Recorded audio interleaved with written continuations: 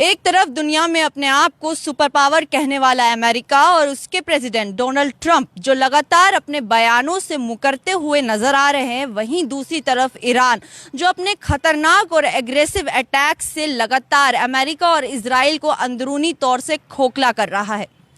लगातार Iran America और Israel के ऊपर ऐसे बड़े और ख़तरनाक हमले कर रहा है जिसके बाद अब पूरी दुनिया को ये समझ में आ गया है कि अमेरिका और इजराइल कितनी भी कोशिश कर ले वो ईरान को अपने आगे झुकाने में नाकामयाब हो चुके हैं। यानी अमेरिका और इजराइल ने अपनी एड़ी चोटी का दम लगा लिया, लेकिन फिर भी वो ईरान का बाल बाका भी नहीं कर पाए। वहीं दूसरी तरफ अगर हम ईरान की बात करें तो ईरान ने अमेरिका और इजराइल के सिर्फ मिलिट्री के ही ऊपर नहीं, मिलिट्री से लेके इंफ्रास्ट्रक्चर के ऊपर, एनर्जी रिसोर्सेज के ऊपर, अहम इम्पॉर्टेंट रास्तों के ऊपर जिसके ऊपर आधे से ज़्यादा दुनिया की इकोनॉमी डिपेंड थी, उन सारी चीज़ों के साथ साथ अब ईरान ने डिजिटल इंफ्रास्ट्रक्चर के ऊपर भी हमले करना शुरू कर दिया है। ईरान को अच्छे से मालूम है कि किन किन चीज़ों के ऊपर हमले और अटैक करने से अमेरिका और इजराइल को अंदरूनी तौर से खोखला किया जाता है। जहां एक तरफ कल की शाम, बीती शाम डोनाल्ड ट्रंप अपनी स्पीच दे रहे थे, वहीं उसी टाइम ईरान इजराइल के ऊपर 100 से ज़्यादा मिसाइलों से हमला कर रहा था। उन हमलों में अमेरिका के 37 सोल्जर्स मारे जाने की भी खबर आ रही है। इतने बड़े तादाद पे हमले हो रहे थे और वहीं पे व्हाइट हाउस के अंदर डोनाल्ड ट्रंप बयानबाजी और जुमलेबाजी करते हुए नजर आ रहे थे। जहां कल पूरी दुनिया को ये इंतजार था कि डोनाल्ड ट्रंप वॉर को लेके कोई बहुत बड़ी अपडेट देंगे, क्योंकि वो लगातार कह रहे थे कि वो सीज फायर करेंगे, वो वॉर को ख़त्म करवाएंगे। अगर हम डोनाल्ड ट्रंप की ही बात करते हैं, इस वॉर को ही लेकर आपको पूरी चीज़ ध्यान से समझाते हैं। इस वॉर की शुरुआत में ही डोनाल्ड ट्रंप ने 28 फरवरी को कहा था कि वो न्यूक्लियर अटैक के थ्रेट की वजह से ईरान के ऊपर हमला कर रहे हैं। ईरान से उनको न्यूक्लियर का खतरा है, ईरान उनके ऊपर न्यूक्लियर हमला कभी भी कर सकता है। उसको रोकने के लिए ईरान के ऊपर इतना बड़ा हमला किया गया था। लेकिन उसके कुछ दिन बाद ही डोनाल्ड ट्रंप के स्टेटमेंट्स लगातार बदलते हुए नजर आए। इससे पहले हम आपको याद दिला दें कि पिछले साल जून 2025 में भी अमेरिका और इजराइल ने मिलकर ईरान के ऊपर 12 दिन तक हमले किए थे। 12 दिन तक ये जंग जैसे हालात वहाँ पे चले थे, जिसका मुंह तोड़ जवाब ईरान ने दिया था। और उस 12 दिन की जंग खत्म होने के बाद भी डोनाल्ड ट्रंप ने पूरी दुनिया के सामने आकर ये कहा था कि ईरान की जो न्यूक्लियर क्षमता है उसको पूरी तरीके से अमेरिकन सोल्जर्स ने ख़त्म कर दिया है। उसके बाद 28 फरवरी 2026 को अमेरिका एक स्टेटमेंट देता है कि ईरान से उसको न्यूक्लियर का खतरा है। उसके बाद वो उसके ऊपर हमला करता है।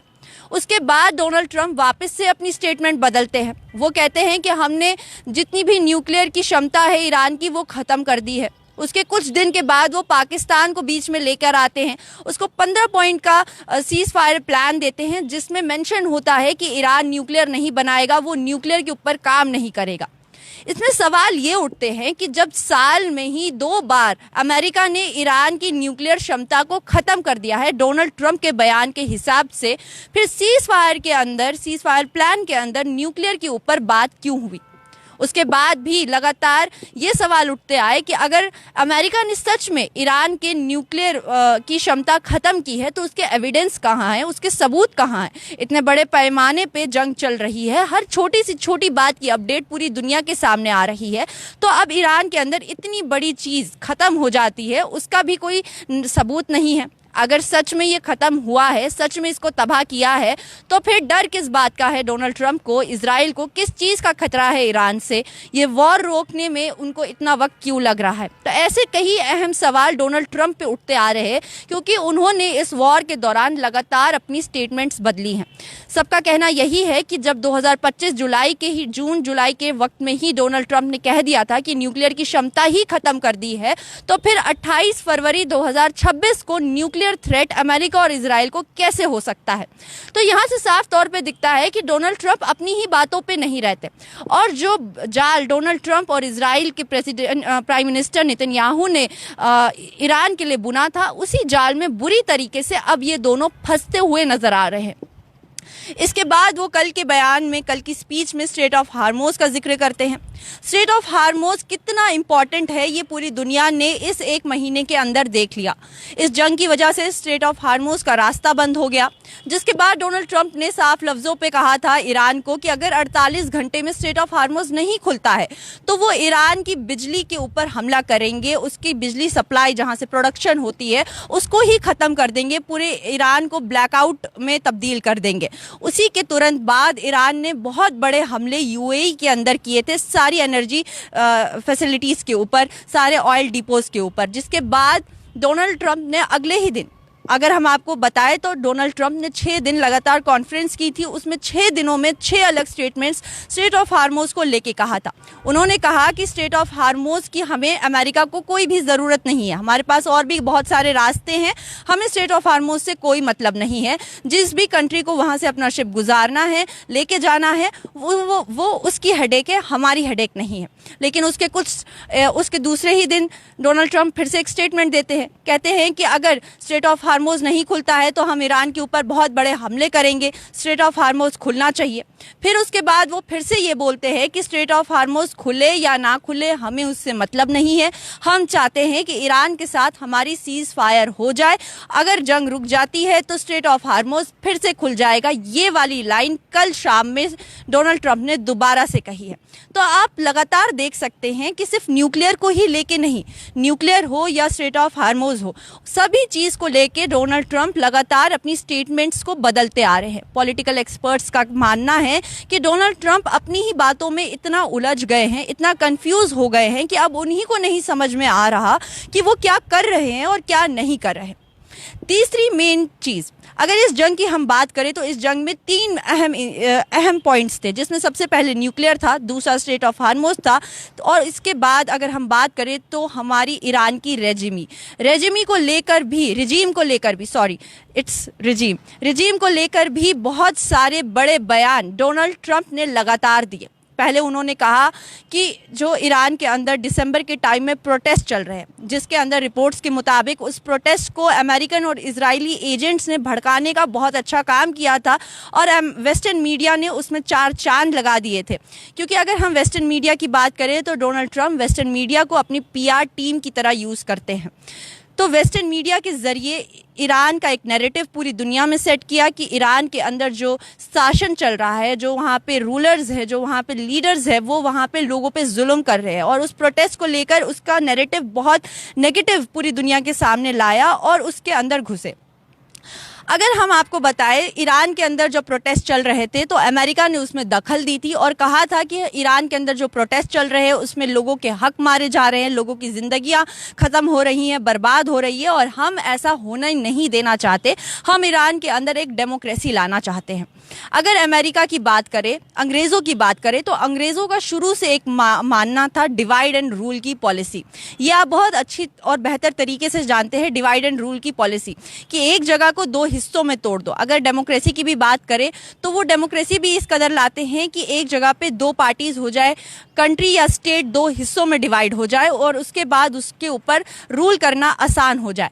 वही कुछ अंदाज़ा, वही कुछ प्लान लेके वो ईरान के ऊपर हमले की तरफ बढ़े थे। उनको लगा था कि 3 दिन के अंदर हम ये हमला करेंगे, 3 दिन में ये सब कुछ ख़त्म हो जाएगा। और ख़ुद डोनाल्ड ट्रंप ने कल ये कबूल किया है कि हमने 3 दिन का सोच के हमला किया था, ये 33 दिन हो गए हैं। फिर उन्होंने अपनी बातों को छुपाने के लिए, खुद को कोट करने के लिए, उन्होंने पिछली जो जंगें हुई हैं इस दुनिया में, चाहे वर्ल्ड वॉर 1 हो, 2 हो, कोरियन वॉर हो, जिसमें सालों तक ये जंग चली है, उसका हवाला देते हुए कहा कि जंग तो सालों तक चलती है और अभी तो इसको सिर्फ 33 दिन हुए हैं, इसे जंग नहीं बोला जा सकता। कभी डोनाल्ड ट्रंप खुद कहते हैं कि हम वॉर जोन में हैं, फिर खुद ही कहते हैं कि ये वॉर नहीं है, फिर वो खुद ही अपनी स्टेटमेंट्स बदलते रहते हैं। तो अगर हम ईरान की रिजीम की बात करें तो वो डोनाल्ड ट्रंप ईरान की रिजीम बदलने चले थे। ईरान के प्रोटेस्ट को उन्होंने एक अपना सहारा बनाया था और उसके बाद वो ईरान के अंदर दखल अंदाजी करने लग गए थे, जिसके बाद ईरान की सरकार ने साफ तौर पे कहा था, ऑफिशियल्स ने कहा था कि ये हमारे देश का अंदरूनी मामला है, इसमें बाहर किसी भी देश को दखल देने की ज़रूरत नहीं है, हमारे देश की चीज़ें हम खुद से सुधार सकते हैं। लेकिन अमेरिका बाज नहीं आया था, अमेरिका और इजराइल ने उसमें दखल अंदाजी की थी, अपने एजेंट्स के जरिए उस प्रोटेस्ट में ईंधन फूकने का काम किया था और वेस्टर्न मीडिया को पीआर टीम की तरह यूज़ करके ईरान के लिए एक नेगेटिव आप कह सकते हैं कि सिनेरियो, एक तस्वीर पूरी दुनिया के सामने लाई थी। लेकिन उसी के बाद जब आज डोनाल्ड ट्रंप के खुद की ही देश में लाखों की तादाद में लोग, 80-90 लाख लोग सड़कों पे उतर के खुद डोनाल्ड ट्रंप को बदलने के लिए, कुर्सी से हटाने की मांग कर रहे हैं, लगातार चिल्ला रहे हैं कि डोनाल्ड ट्रंप का शासन खत्म किया जाए, ये एक डिक्टेटर बनते जा रहे हैं।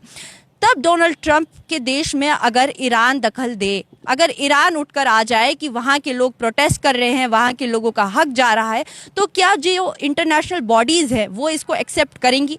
जो ये बड़ी बड़ी कंट्रीज़ हैं, क्या वो उस टाइम चुप बैठेंगी? जिस तरीके से जब ईरान के अंदर अमेरिका और इजराइल दखल दे रहा था और बाकी पूरे देश चुपचाप बैठ के तमाशा देख रहे थे, क्या वो देश उस टाइम चुप रहेंगे जब ईरान वहाँ उठ के जाएगा और कहेगा कि अब वहाँ के लोग प्रोटेस्ट कर रहे हैं, अब वहाँ लोग लाखों की तादाद में सड़कों पर हैं और उनकी मांग है कि डोनाल्ड ट्रंप को हटाया जाए क्योंकि डोनाल्ड ट्रंप एक डिक्टेटर बन रहे हैं, वो वहां के लोगों की जिंदगियों को, आने वाले कल को बर्बाद करने पे तुले हैं? क्या अगर ईरान ये हरकत करता है तो पूरी दुनिया उसको कबूल कर पाएगी?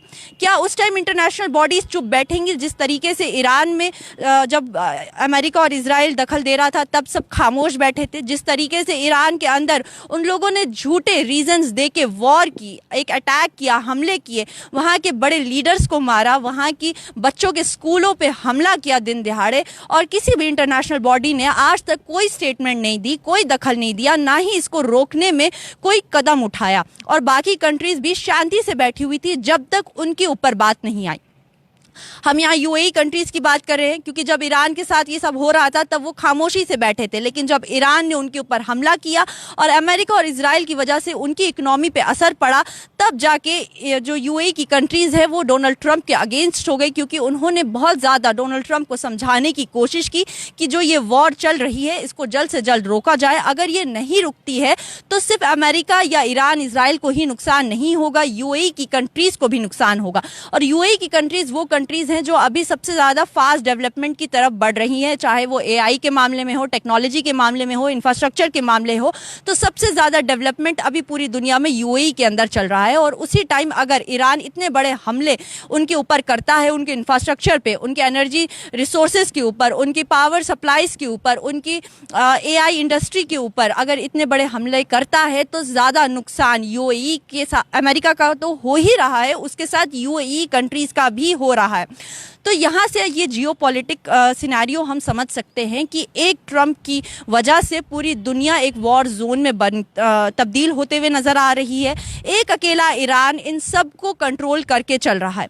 जहाँ पे स्ट्रेट ऑफ हार्मोज को लेकर लगातार डोनाल्ड ट्रंप सिर्फ बयानबाजी ही करते आए, सिर्फ अपने बयानों को पलटते ही आए, जुमलेबाजी करते आए, वहीं पे ईरान ने उसी टाइम अपने पार्लियामेंट से बिल पास करवा के स्ट्रेट ऑफ हार्मोज के ऊपर टोल लेना शुरू कर दिया। अब ईरान स्ट्रेट ऑफ हार्मोज से जो भी शिप्स गुजरेंगी उसके ऊपर ईरान $2 मिलियन का टैक्स लेगा। और वहाँ पे डोनाल्ड ट्रंप से बड़ी बड़ी बातें करते रह गए और कुछ भी ईरान का नहीं कर पाए। डोनाल्ड ट्रंप ने एक ही स्पीच में अपनी स्टेटमेंट्स को 4 बार बदला। कभी वो कहते हैं कि ईरान हार चुका है, ईरान हमसे हार चुका है, ईरान सीज फायर की भीख मांग रहा है, तो दूसरी तरफ वो कहते हैं कि अभी हम उस देश के साथ वॉर में हैं जो एक स्ट्रॉन्ग कंट्री है। उनका कहना था कि हम उस कंट्री के साथ वॉर कर रहे हैं इस वक्त जो एक पावरफुल नेशन है। इस वक्त हम किसी छोटे मोटे देश के साथ इस वक्त वॉर नहीं कर रहे हैं। उनने खुद कहा कि हमने 3 दिन का सोच के अटैक किया था और ये 33 दिन तक हो गया है। उन्होंने ये भी कहा कि आने वाले 2 से 3 हफ्ते में हम इसको खाली कर देंगे, हम वहां से चले जाएंगे और स्ट्रेट ऑफ हार्मोज अपने आप खुल जाएगा। फिर उसी स्पीच में वो कहते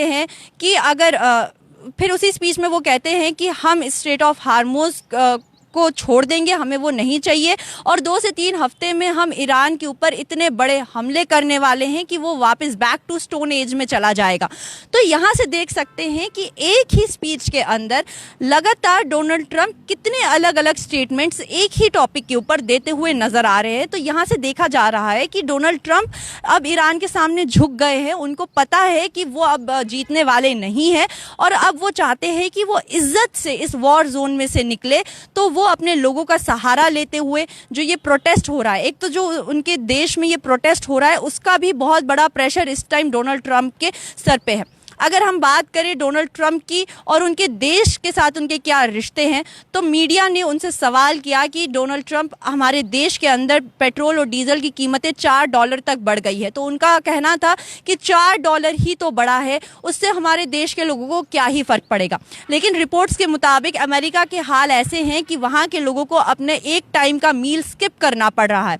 अमेरिका पहले ही बहुत ज़्यादा कर्जे में है, नुकसान में है, और ये ग्लोबल मार्केट क्राइसिस की वजह से असर अमेरिका के ऊपर भी पड़ रहा है, क्योंकि इनडायरेक्टली या डायरेक्टली सारी बड़ी कंपनीज अमेरिका की हैं। और अगर ऐसे शिप रूट्स बंद रहे और बाकी देशों में ऐसे महंगाई हुई और जिस तरीके से डोनाल्ड ट्रंप ने टैरिफ बढ़ाया था, उसके बाद अमेरिका में भी महंगाई बहुत ज़्यादा हो गई है और वहाँ के लोग इस चीज़ से अब सफ़र कर रहे हैं।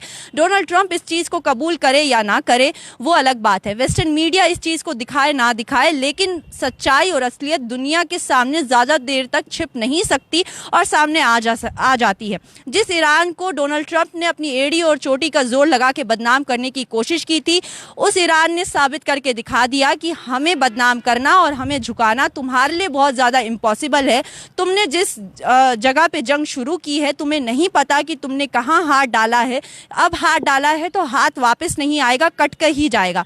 तो ईरान लगातार बड़े हमले अमेरिका के ऊपर करता आ रहा है और अमेरिका की वजह से यूएई को बहुत ज़्यादा झटके झेलने पड़ रहे हैं।